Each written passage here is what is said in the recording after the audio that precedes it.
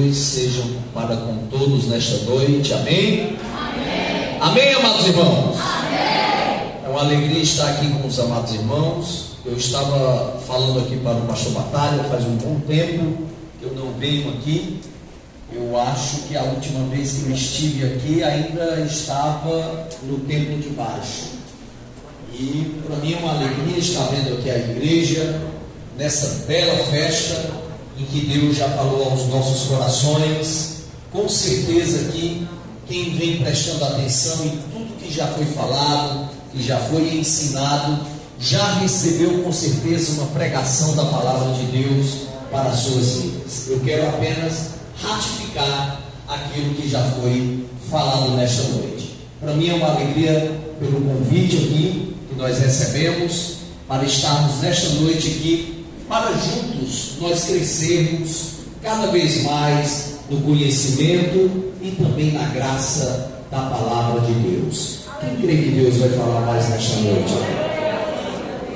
Sem delongas, eu convido a todos para abrirem suas Bíblias num texto que foi colocado como texto oficial nesta noite. Esse texto já foi bem encenado aqui pela peça que foi feita, mas nós vamos trabalhar um pouco ainda sobre ele nesta noite. Quero fazer a leitura do mesmo texto por completo e eu peço a sua atenção para o que estaremos falando nesta noite para você. O texto de Apocalipse, capítulo 3, verso 14 até o versículo 22, eu quero ler todo o texto que trata da carta a Laodiceia. Diz assim o texto bíblico: escreve ao anjo da igreja em Laodiceia, estas coisas diz o Amém, a testemunha fiel e verdadeira, o princípio da criação de Deus. Conheço tuas obras, sei que não és frio nem quente. Antes fosses frio ou quente. Assim, porque tu és morno, não és quente nem frio, estou a ponto de vomitar-te da minha boca. Porque tu dizes: sou rico, tenho prosperado e nada me falta, mas não sabes que és infeliz, miserável, pobre, cego e nu. E te aconselho que compres de mim ouro refinado no fogo, para que te enriqueças, roupas brancas, para que te cubras, e a vergonha da tua nudez não seja mostrada, e colírio, para que apliques sobre teus olhos e enxergues. Eu repreendo e castigo a todo quantos amo. Sê, pois, zeloso e arrepende-te. Estou à porta e bato. Se alguém ouvir a minha voz e abrir a porta, entrarei em sua casa e cearei com ele e ele comigo. Ao vencedor eu lhe concederei que se assente comigo no meu trono, assim como eu venci e me assentei com meu Pai no seu trono. Quem tem ouvidos, ouça o que o Espírito diz às igrejas. É comum, portanto, ser pregado esse texto em nossas igrejas. É comum nós ouvirmos pregações sobre o fim dos tempos, sobre o texto que foi aqui lido nesta noite e também já trabalhado aqui na peça. É comum falarmos de avivamento, de quebrantamento. É comum nos trabalhos de jovens, nos cultos de jovens, nos eventos de jovens e nos eventos da igreja ser falado sobre esse assunto. Todavia, o que nos incomoda é porque tanto falamos sobre esse assunto, porém parece que não acordamos para ele. Falamos tanto de despertamento, mas a realidade da nossa igreja, principalmente aqui no Brasil, tem sido de mornidão, tem sido de indiferença, tem sido de inchaço. Crescemos numericamente, estamos em todas as partes do Brasil, em todas as camadas sociais, mas não fizemos diferença nenhuma em nossa nação. Pelo contrário, se você para analisar, preste atenção, nesses últimos anos estamos vendo o Ocidente em um momento de decadência total. A perspectiva judaico-cristã tem sido esquecida e anulada. Foi anulada inicialmente pelos cientistas, pelas universidades, pelas escolas, pelas instituições laicistas, e agora está sendo tirada de dentro das nossas casas. Os valores que eram denominados como cristãos estão sendo apagados, isso de forma galopante, porque se você para pensar, há 20, 30, 40 anos atrás era tudo diferente. Porém, em todo o Ocidente, na Europa, na América do Norte e agora aqui também na América do Sul e no Brasil, tem sido afastado mais do que nunca qualquer tipo de mensagem ou de influência que seja considerada cristã. Quem defende isso é considerado como reacionário, retrógrado, negacionista e outros nomes e rótulos que nós temos ganhado nesses últimos dias. Ficamos abismados porque a família e as instituições têm elas todas sendo destruídas diante dos nossos olhos. Nós não vemos mais a defesa de uma vida familiar comum, de um princípio de família, conforme a Bíblia Sagrada nos ensina. As pessoas até ouvem nos templos, mas no seu cotidiano vivem tudo ao contrário. Os nossos jovens não só vivem mais a sexualidade ativa, mas mais ainda têm sido influenciados pelo pensamento que tem sido ensinado nos nossos dias sobre ideologia de gênero. As nossas igrejas estão sendo perturbadas com as ideologias que têm sido pregadas, e os nossos pastores, ensinadores, mestres estão, parece que, com ouvidos e olhos tapados para tudo isso. Não adianta estarmos cantando aqui que Jesus está voltando. Não adianta estarmos dizendo aqui temos que acordar, se lá fora estamos sendo as mesmas pessoas. Não adianta estarmos aqui no chororô e nos gritos. É muito fácil chorar e gritar quando nós estamos sendo as mesmas pessoas que não influenciamos onde moramos, que não influenciamos onde trabalhamos, que não influenciamos a nossa família, que não influenciamos onde estamos. Isso é ser Laodiceia, é ser bonito por fora e feio por dentro. Não adianta estarmos fazendo a missa direita, toda de forma direita, toda de forma correta, se estamos vivenciando em nossas práticas uma vida totalmente distante daquilo que é o Evangelho. Nessa noite, eu quero chamá-los à atenção. Deus está realmente sacudindo a história, permitindo esses males acontecerem. E eu digo para vocês, vai tudo piorar. Tudo vai caminhar para o pior. Porque a Europa hoje já é pós-cristã. Porque a América do Norte hoje, os Estados Unidos, está caminhando para o pós-cristianismo. Daqui a 20, 30 anos, a maior religião do mundo não será mais cristã, serão os muçulmanos. Daqui a 20, 30 anos, não será mais os Estados Unidos a maior potência, com a sua filosofia de liberdade, mas será um país autoritário, com uma filosofia autoritária dominando o mundo. A China está chegando. E nós estamos de braços cruzados diante disso tudo. Se prepare, irmão. Se você ainda não foi perseguido, você vai ser.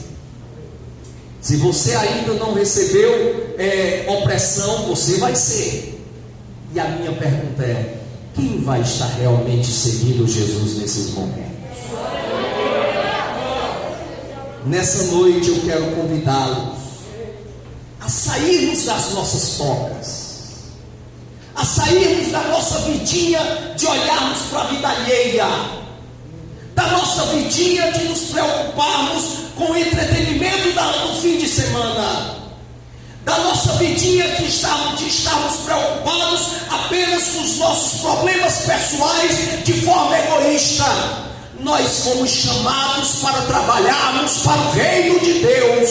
É hora de entendermos que temos uma missão, que não estamos aqui por um acaso. Eu e você fomos chamados para uma grande obra. Que o Senhor nos incendeie com seu Espírito. É hora de sairmos com as tochas nas mãos para incendiarmos este mundo. Nessa noite já foi falado disso tudo. A trombeta já está soando aos nossos ouvidos. Deus já está nos chamando. E o texto que foi bem escolhido por vocês, de um exemplo claro, crasso de igreja, vai nos ensinar tudo isso para nós. Porque a igreja de Laodiceia, ela é um exemplo para todos nós, para compreendermos o que é uma decadência, o que é uma verdadeira crise. Ora, a igreja de Laodiceia, ela estava no mesmo período das demais igrejas. Ela estava no mesmo período das demais 6 igrejas. Por isso que ela é um dos 7 castiçais. Ela é uma das 7 igrejas em que o Senhor estava passeando no meio delas, entre elas. Todas as igrejas estavam sofrendo uma terrível perseguição. Domiciano tinha levantado uma grande perseguição, e essa perseguição tinha levado muitos cristãos à morte. Essa perseguição tinha sido tão cruel que tinha levado inclusive o apóstolo João à ilha de Patmos. E é interessante que aquela região que tinha sido antes evangelizada ali pelo apóstolo Paulo e pelos seus ajudadores, agora era alvo daquela visão que João estava recebendo, daquela revelação que o apóstolo João estava recebendo. Ora, peço sua atenção, todas as demais igrejas, até mesmo a poderosa igreja de Éfeso, todas elas estavam sofrendo perseguição, e uma perseguição que era terrível. O texto, quando fala da igreja de Esmirna, fala do sofrimento dela. O texto, quando fala das demais igrejas, fala do sofrimento delas. Porém, quando nós chegamos em Laodiceia, não aparece nem sequer resquício dessa perseguição, porque a igreja de Laodiceia por ela ser uma igreja de uma cidade rica, tinham muitos cristãos que eram renomados, ricos, e dali, por serem influentes, eles podiam evitar que essa perseguição chegasse de forma tão poderosa para ela. Por isso, nós vamos ver as demais igrejas sofrendo uma grande perseguição, a de Laodiceia vivendo um momento de glamour. Parecia tudo diferente. E quando nós olhamos o texto, nós vamos ver detalhes nessa igreja que vão nos trazer uma explicação melhor de como nós devemos entender que essa crise interior não pode estar de maneira nenhuma afetando as nossas vidas espirituais. Em primeiro lugar, o texto vai nos mostrar quem era a igreja de Laodiceia. A cidade de Laodiceia era uma cidade respeitadíssima, rica pelo seu comércio, por ser um centro bancário, pela questão de medicina. A cidade ela tinha aquilo que era denominado como pó frígio, que servia tanto para pomadas como para até mesmo o colírio. E muitos cristãos, como eu falei, se beneficiaram disso, porque eram cristãos ricos, que puderam muito bem afastar a ira do império para que não chegasse até eles. Por isso que era uma igreja rica. Porém, o texto bíblico nos vai mostrar que o estado dessa igreja para Deus não é tão bom. O texto no verso 14 vai nos mostrar claramente que quem chega para esta igreja falando algo não é meramente um anjo, não é meramente um profeta, não é meramente um apóstolo, não é meramente um pregador. O próprio Senhor Jesus, ele vem falar para aquela igreja. No verso 14 diz: estas coisas diz o Amém, a testemunha fiel e verdadeira, o princípio da criação de Deus. Jesus vem chegar para aquela igreja e mostrar para ela que ela estava em pecado, que ela estava errada, que ela estava em crise, mesmo achando ela que não estava. É interessante ainda as prerrogativas que o texto apresenta para o Senhor Jesus. Amém, porque Ele é aquele que confirma todas as coisas. A testemunha fiel, porque Ele é aquele que está ao lado do Pai e rege todas as coisas. E o princípio da criação de Deus, porque Ele é aquele que deu origem a todas as coisas que existem.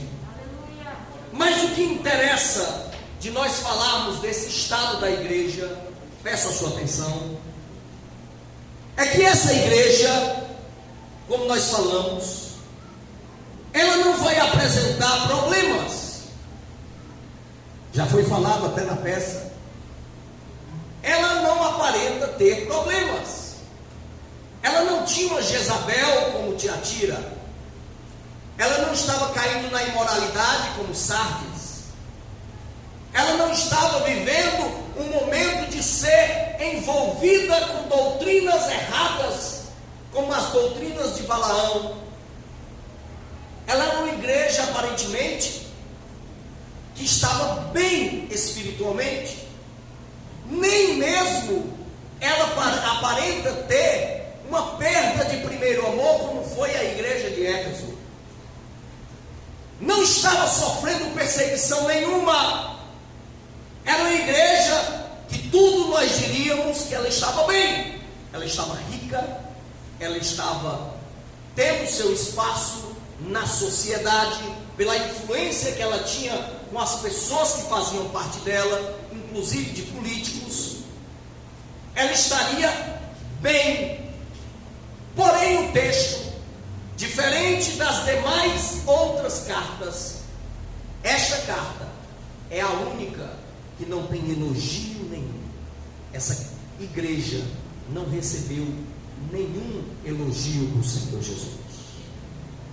Nenhum.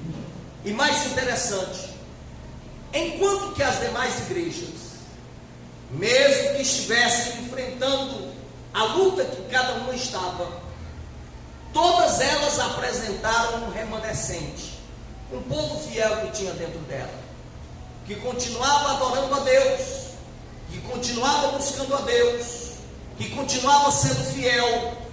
Nessa igreja não tem remanescente. Com esse estado de Laodiceia, eu quero começar falando para vocês nessa noite. Não adianta chegarmos a todas as camadas sociais. Não adianta brigarmos politicamente. Não adianta de maneira nenhuma termos força no Senado, força lá no Congresso, força até nas universidades. Não adianta, porque se for apenas por uma questão institucional, não adianta sermos uma igreja rica no Brasil e no mundo, se não estivermos vivendo o verdadeiro Evangelho. As nossas armas não são armas normais. As nossas armas não são os argumentos filosóficos. As nossas armas não são de maneira nenhuma, não é a sabedoria humana. As nossas armas não são de maneira nenhuma termos um grande número de pessoas. A nossa arma é o poder de Deus em nossas vidas. É nele que nós faremos a diferença. Disse o pai da igreja Tertuliano no passado que o sangue dos mártires era a semente para o crescimento do Evangelho em todo o mundo. Enquanto que a pregação de hoje é: venha para Jesus e pare de sofrer, isso é mentira.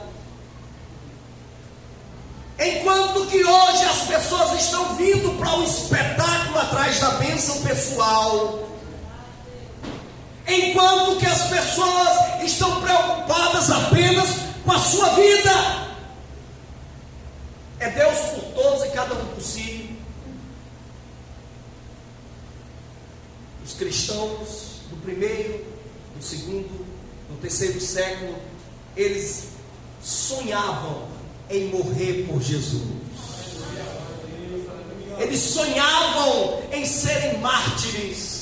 Sabe por quê? Porque eles lembravam que Jesus tinha morrido por eles. Eles lembravam que o Criador do universo tinha se feito carne, tinha andado entre nós, tinha morrido numa cruz por eles. E eles diziam: eu não sou digno disso, eu não sou digno de estar vivo, eu tenho que entregar a minha vida também por esta mensagem. Eles queriam se sacrificar. Amados, em que temos nos sacrificado pelo Evangelho? Os nossos pioneiros no Brasil foram homens que foram perseguidos, foram mulheres que foram perseguidas, pessoas que eram mal vistas pela sociedade, eram chamados de bodes, de bíblias, de santarrões. Mas eu e você somos frutos do suor e do sofrimento deles. Eram pessoas que oravam não pela bênção pessoal, oravam para que o Evangelho de Cristo chegasse em corações, em vidas. Pleiteavam por vidas, lutavam para que pessoas fossem salvas. E nós estamos preocupados só com nós mesmos. Quer ver um exemplo? Para quantas pessoas você falou de Jesus nesse ano? Quantas você trouxe para o reino? Com quantas você se preocupou com um problema espiritual, com um problema financeiro, com um problema físico? Para quem você realmente tem feito a a pregação do Evangelho. E que Evangelho é este de estarmos aqui cantando louvores, se não vivemos no dia a dia, na prática? Eu convido você a entender: será que não estamos sendo Laodiceia? E a crise não é a perseguição, a crise não é a pandemia, a crise não é de maneira nenhuma perseguição ideológica, a crise é de dentro para fora, é a frieza e a morbidez nossa em nossos dias. Nessa noite eu quero chamar a atenção de você, principalmente vocês jovens. A barra que o pastor Batalha já enfrentou foi grande. A luta que ele teve na vida espiritual dele. Mas ele é um homem, me perdoe dizer, pastor, mas está ficando velho. A geração dele está passando. A guerra maior quem vai pegar são vocês. A geração de vocês, a batalha vai ser maior. Então se armem para esse momento. Como está a sua vida espiritual com Deus? Eu sou filho de crente, neto de crente, filho de pastor, neto de pastor, bisneto. Então eu posso falar um pouco realmente de experiência. É triste vermos as nossas mocidades se perdendo e sendo engolidas pelo sistema. Jovens que saem daqui e quando chegam na faculdade a mente é totalmente lavada, totalmente modificada. Jovens que estão seguindo o rumo deste mundo. Lembre-se de uma coisa, como disse Paulo em Romanos 12, 1 e 2: rogo-vos, pois, irmãos, pelas compaixão de Deus, que não devemos de maneira nenhuma estarmos seguindo a forma deste mundo. Paulo diz que não devemos estar conforme o esquema deste mundo, mas nós devemos ser transformados pelo poder do Evangelho de Cristo Jesus. Como está a sua vida diante de Deus? Não adianta acharmos que estamos bem, vivermos a nossa vida. Isso é indiferença. Quando eu e você achamos que já estamos bem, não precisamos melhorar, não precisamos crescer e nem lembramos do nosso próximo. Os 2 mandamentos são amar a Deus sobre todas as coisas e ao próximo como a ti mesmo. A igreja de Laodiceia era uma igreja totalmente indiferente. Era uma igreja que não entendia de maneira nenhuma as coisas de Deus. E o texto no verso 15 vai nos mostrar melhor ainda. Quando Cristo começa a fazer um diagnóstico daquela igreja, ele diz, verso 15: conheço as tuas obras. Conheço as tuas obras. Olhe para cá. Você pode esconder pecado do pastor. Você pode esconder pecado de todos que lhe rodeiam. Até da sua esposa, ou vice-versa, do seu marido. Mas pecado ninguém esconde de Deus.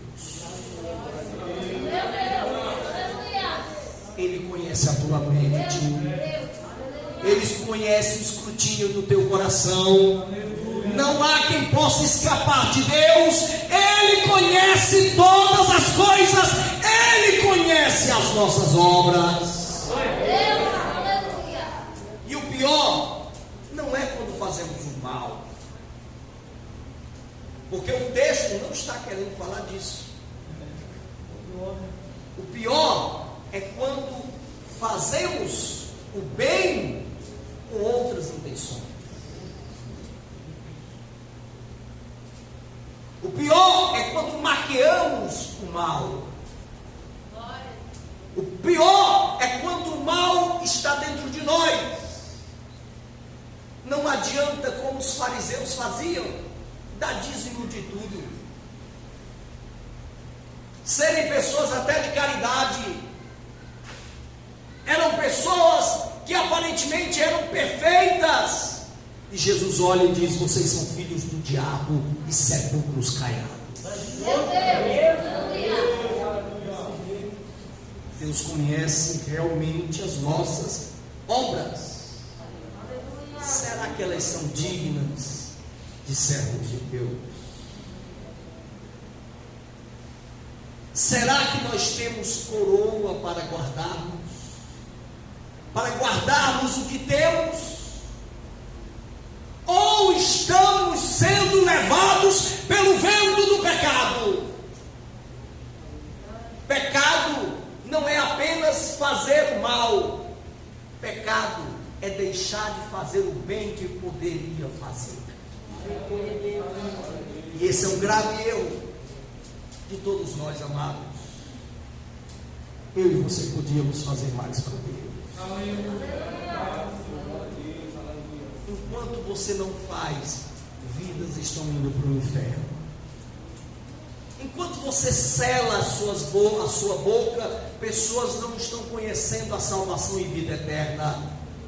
Enquanto você está preocupado muitas vezes com briguinha, com frescurinha de igreja, pessoas estão indo se perdendo cada vez mais. É hora de acordarmos, porque a obra de Deus é grandiosa e Deus quer usar cada um de nós. Deus não deu essa obra para arcanjo, Deus não deu essa obra para querubim, Deus não deu essa obra para serafim. Deus entregou na sua mão, ela é nossa, e nós temos o maior de todos os privilégios, que é de sermos embaixadores de Cristo Jesus. O que temos feito? O que temos feito? Deus conhece suas obras. E eu não quero julgar ninguém, porque Ele já julga. Quando Ele te olha, o olhar de Cristo, ele é um olhar tanto compassivo como também de juízo. Pedro, quando negou Jesus 3 vezes, e quando ele nega a terceira vez, Jesus está saindo. Olha, imaginem, irmãos, esse momento. Jesus está saindo do sinédrio e Pedro está blasfemando de Jesus. É assim que o texto diz. A terceira vez Pedro blasfema. Quando ele blasfema, ele olha e Jesus olha para Pedro. O olhar de Jesus está olhando agora para você. Ele está olhando para dentro de você, Ele está olhando para a sua alma, Ele está olhando para a sua vida, Ele está olhando para a sua história, Ele está olhando para os seus pensamentos. Veja o olhar de Jesus olhando para você nesta noite. É o olhar de que hoje eu e você temos de ter um reencontro íntimo com o nosso Senhor e Salvador Jesus Cristo. O texto diz que Cristo diz para aquela igreja: conheço as tuas obras, e assim sei que não és nem frio nem quente. Antes fosses frio ou quente. Laodiceia ficava entre 2 cidades, Hierápolis e Colossos. Hierápolis era conhecida por ter a água fria, Colossos por ter água quente. Logo, a água de Laodiceia, por ser a água que descia ali do monte, que era fria, e passava por ela como morna, ela de maneira nenhuma nem era um extremo e nem era o outro. Era uma água morna. E essa água, por ter carbonato de cálcio, ela era uma água que não era saborosa, era uma água saloba. As pessoas, quando elas bebiam daquela água, elas vomitavam, porque ela era uma água ruim, não saborosa. O texto, de forma proposital, Jesus trabalha com figuras para que nós entendamos, e ele usa de forma proposital essas figuras épicas para que nós entendamos o estado que estava aquela igreja. Melhor seria se ela fosse uma igreja com defeitos. Melhor seria se ela fosse uma igreja que tivesse uma Jezabel. Melhor seria se ela fosse uma igreja que tivesse imoralidade. Melhor seria se ela fosse uma igreja que estivesse com heresias, do que ela está se achando uma igreja que não tinha defeito nenhum e ela estava morta espiritualmente. Olhe para cá. Esse é um grave problema do crente que se acostumou com essa vida. Ele às vezes é bom, não tem nada de que se apontar dele. É uma pessoa que a gente olha e diz, tem a vida toda direita, mas é alguém que está acostumado com a religiosidade. É um mero religioso, cumpre bem o protocolo religioso, mas já não tem mais experiência nenhuma com Deus. Não sabe mais o que é ter intimidade com Deus. Não tem mais sensibilidade para o arrependimento. Não lembra do que poderia fazer mais para Deus, porque já acha que fez tudo. Tanto que sua língua é como de uma serpente para falar dos outros. Seus olhos são rápidos para ver a vida dos outros e julgar a vida dos outros. São os beatos e beatas de nossas igrejas. Eu quero chamar a sua atenção, irmão. Em vez de estar preocupado em atirar pedra para o seu irmão, vai estender a mão e ajudar o seu próximo. Em vez de estar se achando acima de todos, saiba de uma coisa, que da forma que você é julgado, você vai ser julgado. Lembre disso, você é pecador, eu e você somos maus, eu e você merecemos juízo de Deus, eu e você não merecemos misericórdia, ninguém aqui merece ir para o céu, todos nós merecemos ir para o inferno por nós mesmos. E Deus não tem bonzinho e bonzão, Deus não tem pecadinho e pecadão. Todo pecado lança o homem no inferno.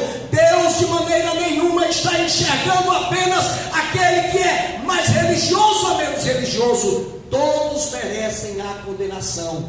Quando se perde essa sensibilidade de que você é pecador, se perde todo o sentido do que é servir Jesus.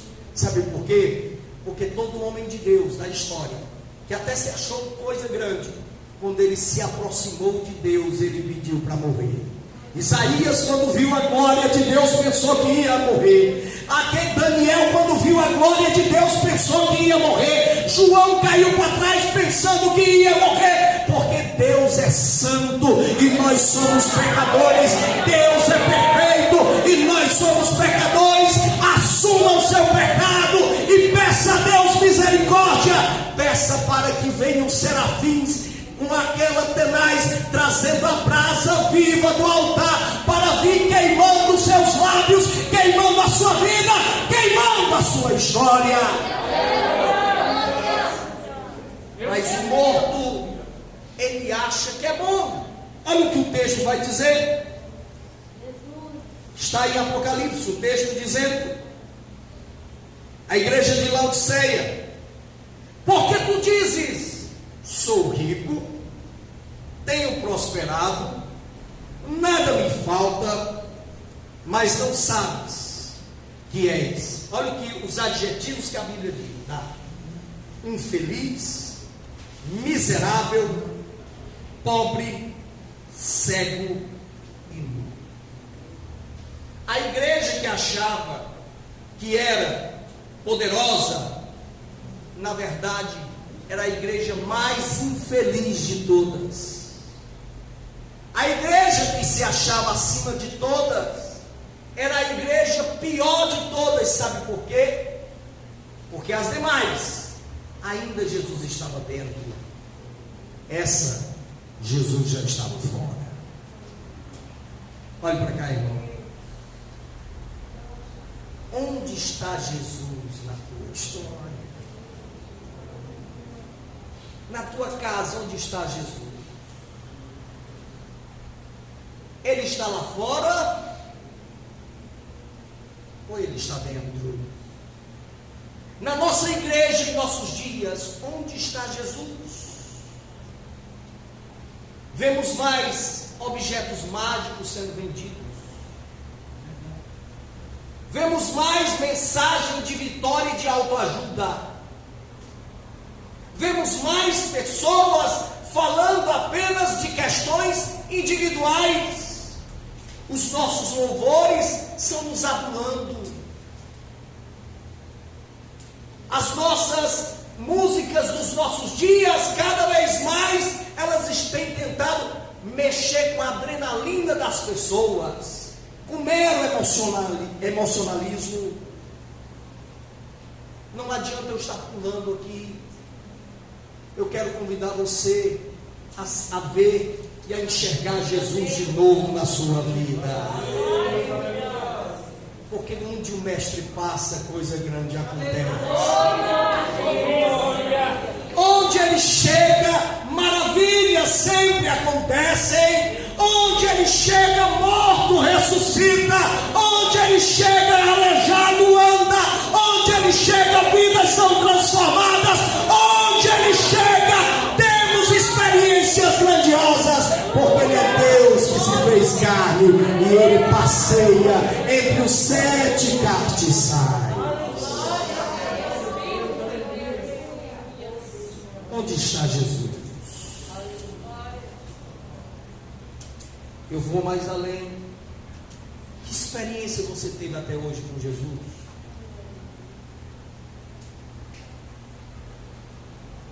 O teu Deus é longe de ti? É apenas de ouvir falar? Porque Ele é de perto. A Bíblia diz que quem confessar o nome dEle, Ele e o Pai viriam habitar em nossos corações. Ele prometeu que estaria conosco todos os dias, e onde estivessem 2 ou 3 reunidos, Ele estaria literalmente presente. Jesus não é de longe, Jesus é de perto. Jesus, Ele quer mudança na tua história e na tua vida. E Ele repreende aquela igreja. Mas, além do diagnóstico, ele apresenta um prognóstico. Olha como o texto é interessante. Além dele mostrar o estado ruim da igreja, como um médico que avalia a doença, ele vai mais além. Ele traz a cura e a solução. O texto começa lá no verso 18, dizendo: eu te aconselho. É impressionante, irmãos, as coisas de Deus, porque Jesus tem autoridade sobre a casa. Jesus tinha autoridade sobre Laodiceia. Ele podia vir ordenando. Era da jurisprudência de Cristo, da autoridade dele. Ele podia vir ali mandando, mas ele prefere vir aconselhando. Deus, ele quer amizade. Ele não quer empurrar as coisas goela abaixo. Deus quer intimidade comigo e com você. Ele chega para aquela igreja aconselhando ela. Ele chega para aquela igreja dizendo: eu te aconselho, ouve a minha voz, lembra-te de mim, ouve o que eu estou te dizendo. Ele chega com um conselho, e o texto mostra esse conselho. Eu te aconselho que compres de mim ouro refinado no fogo, para que te enriqueças. Olha como é interessante aqui o contraposto de Cristo. Ela era miserável, Jesus está oferecendo que eles comprem o ouro dele. Era uma igreja nua, Jesus está oferecendo as roupas brancas e limpas, para que cubras a vergonha e a nudez. Era um povo cego, Jesus estava oferecendo o colírio. Amados irmãos, nossos problemas, olhem para cá, não tem pedra mágica, não tem fórmula para solucionar. Questão espiritual não tem os 7 passos da vitória. Questão espiritual não tem fórmula mágica, campanha mágica para acontecer. Questão espiritual é só Jesus quem resolve. E Ele faz do jeito que Ele quer, porque Ele pode todas as coisas. Então, em vez de estar correndo de um lado para o outro, atrás de profeta, atrás de igreja mágica, atrás de homens, corra para Jesus de Nazaré, vá se encontrar com Deus. E olha para cá, os melhores encontros com Jesus não são em templos. Essa brincadeira que eu estou falando não é verdade. Os melhores encontros com Jesus não é em topo de montanha, não é em casa de oração, não é atrás de profeta fulano de tal. Os verdadeiros encontros com Jesus a gente tem em casa, irmão. Por isso que a Bíblia diz assim: entra no teu quarto, tranca a tua porta e em secreto fala com Deus, e em secreto Ele vai te abençoar. É interessante que nós falamos aqui de quarto nesse texto, porque o termo que é utilizado ali no grego, para cá, quarto, não é propriamente o nosso quarto, a nossa suíte. O texto está falando de porão. Sabe por quê? Era o porão das casas daquela época, em que as pessoas botavam os mequetrefes mesmo, onde tinha toda a sujeira da casa, onde normalmente a pessoa que limpava deixava o que era sujo lá. Olhe para cá, Deus quer que você entre lá no porão do seu coração. E Ele quer trancar a porta com você lá dentro, porque Ele quer começar a arrumar a sua vida lá no porão do seu coração. É limpando e tirando os mequetrefes, é tirando o que é mal, é tirando o que é ruim. Vem, deixa Jesus lavar a tua roupa, porque o que Ele vai fazer coisa grande na tua vida. Ele sabe o que você faz, como eu já disse. Não tente esconder de Jesus, porque Ele sabe o que você faz. Comece a colocar por objetivo de dizer: Jesus, vem tirar o que é ruim de mim. Vem entrar dentro do meu quarto. Desce comigo no porão. Eu quero vida nova contigo. Eu não quero ser Laodiceia. Eu quero ser Filadélfia diante da tua glória.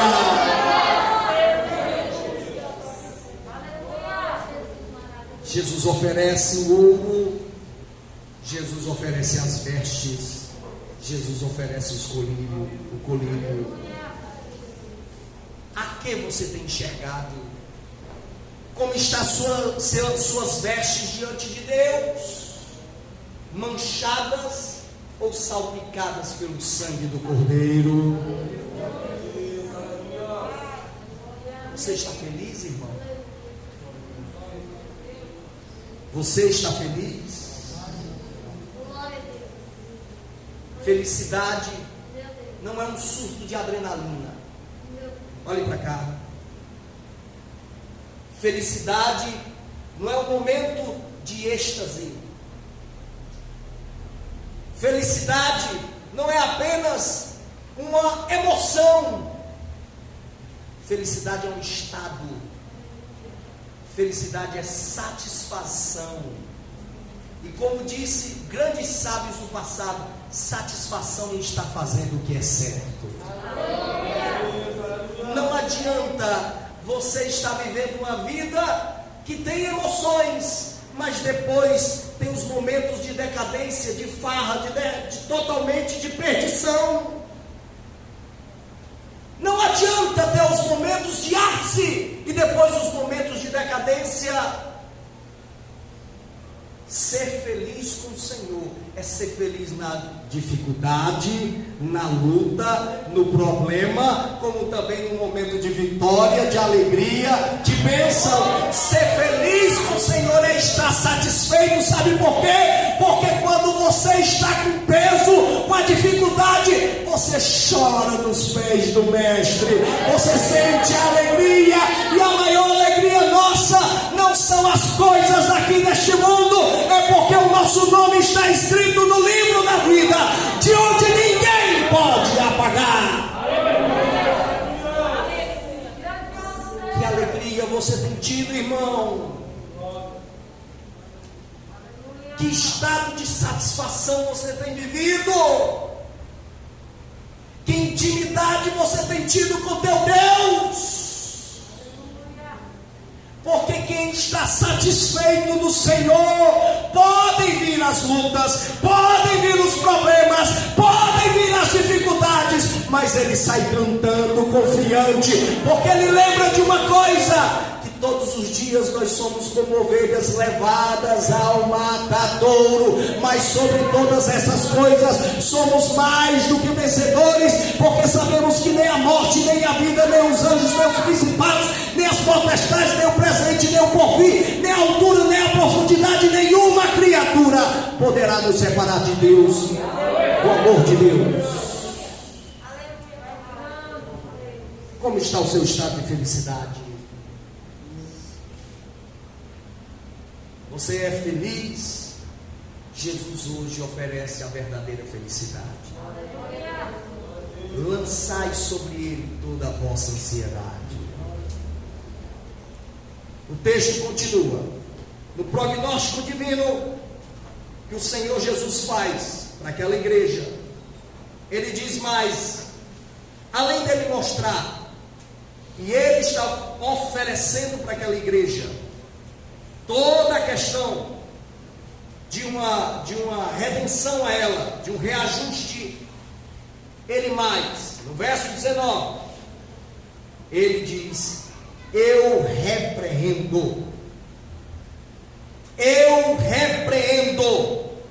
e castigo a todos que amam.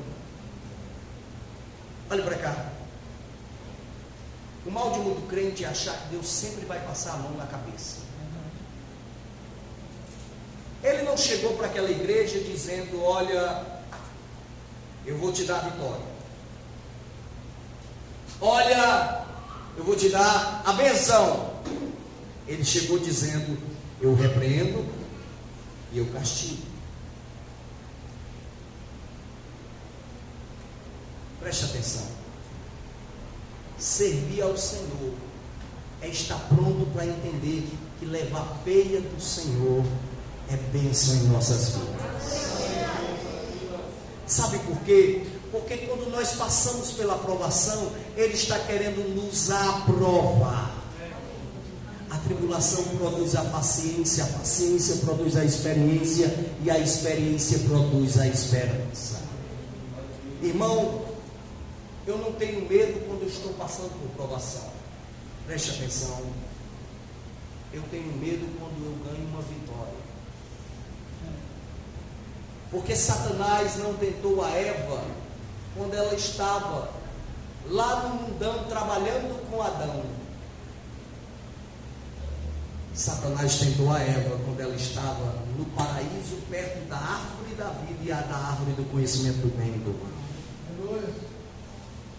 As maiores lutas da sua vida, elas vão vir nos seus momentos de glória. As maiores lutas da sua vida vão vir nos momentos em que você vai achar que é alguém. Então, esteja disposto a passar pelo deserto e pela provação.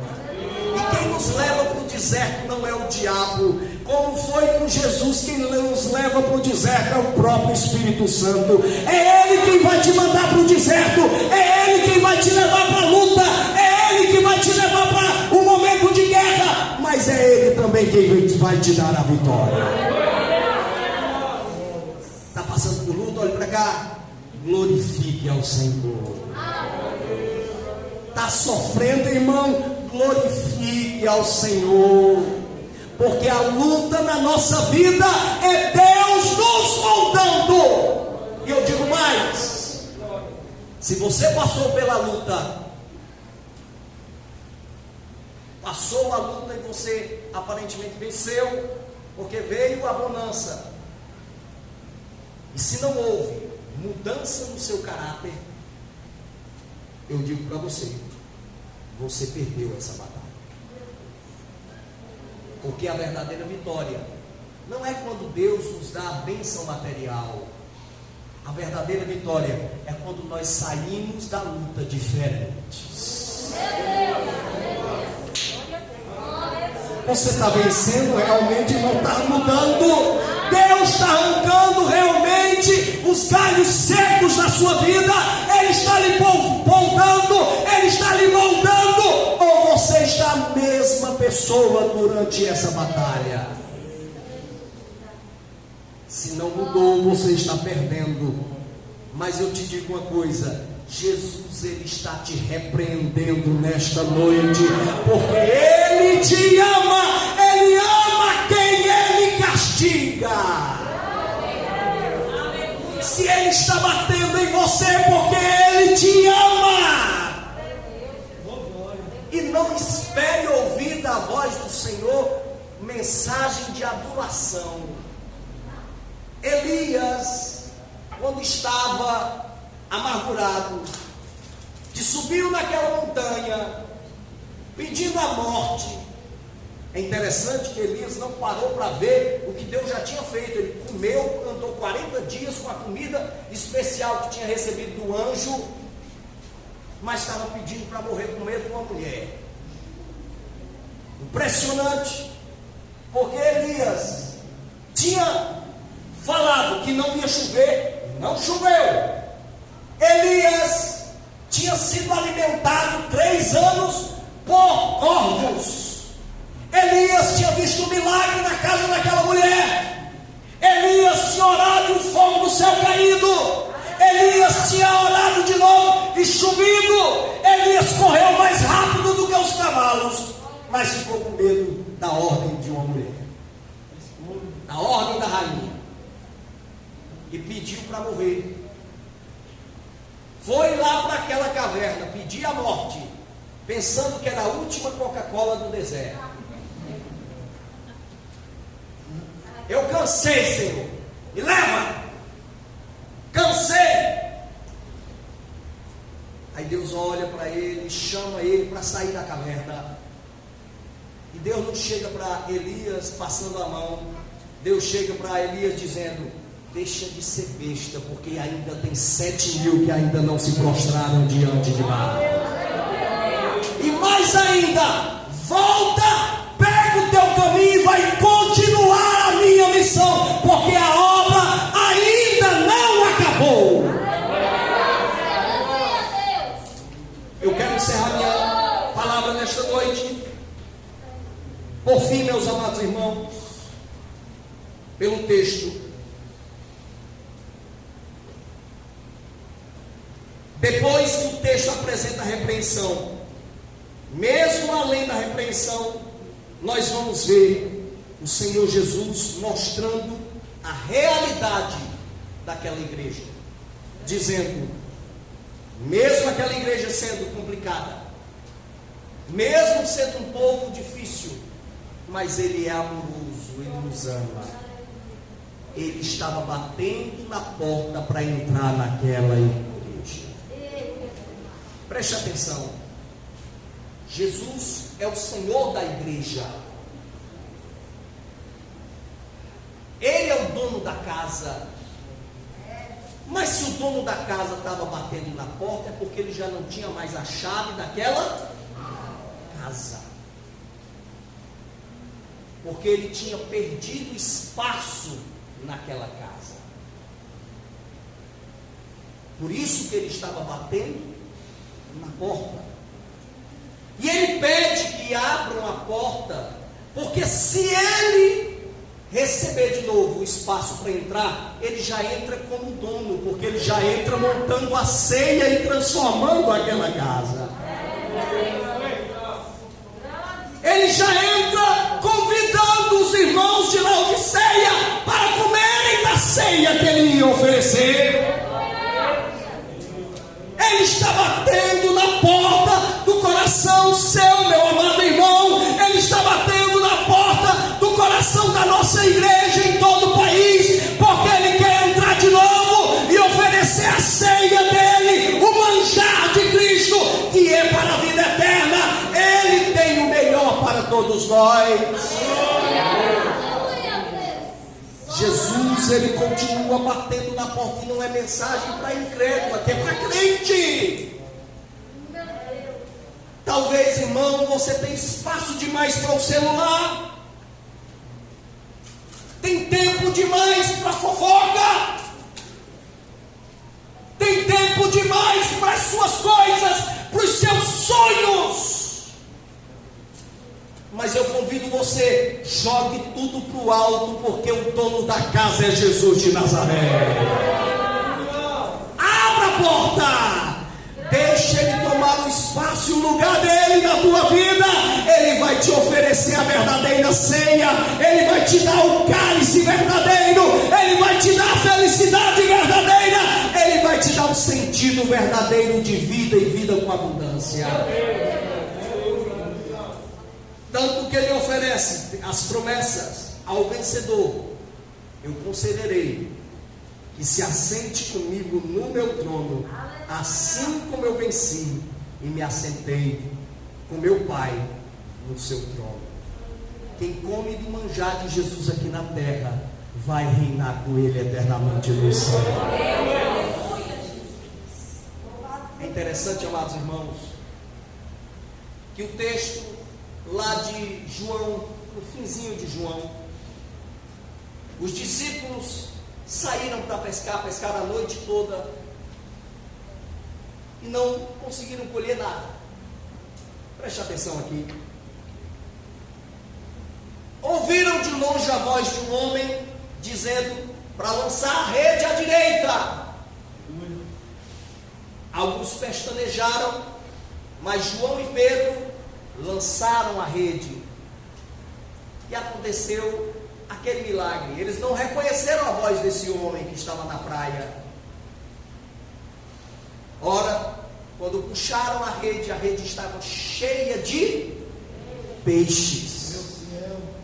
Aí Pedro lembrou, porque aqui era um evento pós-ressurreição de Jesus. Pedro lembrou que lá no começo do ministério de Jesus, Jesus tinha feito a mesma coisa. Aí ele gritou: é o Senhor. Ele pulou no mar e correu no encontro do Senhor. Ele não lembrou de peixe, ele não lembrou de barco, ele nem lembrou do milagre. Ele queria se encontrar com Jesus. Quando ele chegou, Jesus já estava com peixe assado para entregar para ele. Você está preocupado demais com as suas coisas. Você está preocupado demais com a sua vida. Você está preocupado demais com o barco, até com o milagre que está acontecendo. Joga tudo para o alto e venha se encontrar com Jesus. Ele já tem o peixe feito para você. O manjar do mestre é melhor, porque quem come deste manjar tem a vida eterna, reina com ele para sempre, porque o que ele tem é muito melhor do que as coisas daqui de baixo. Convido a igreja que fique de pé. Você que me ouviu,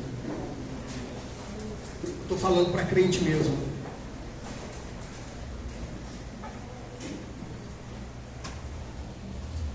Você que me ouviu durante essa noite, espírito